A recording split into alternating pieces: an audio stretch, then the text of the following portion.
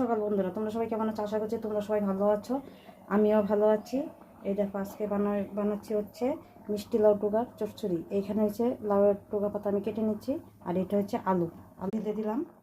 দিয়ে আলুগুলো আগে দেব।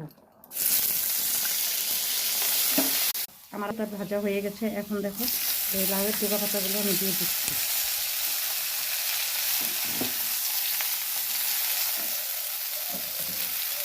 দিয়ে দিচ্ছি নুন, স্বাদ মতো নুন,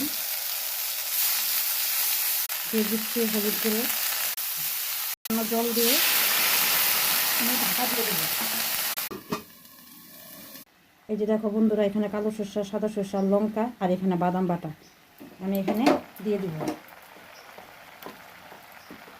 দিয়ে ভালোভাবে নেড়ে দিব। অবশ্যই চিনিটাও দিয়ে দিব। এই দেখো বন্ধুরা, আমার চচ্চড়িটা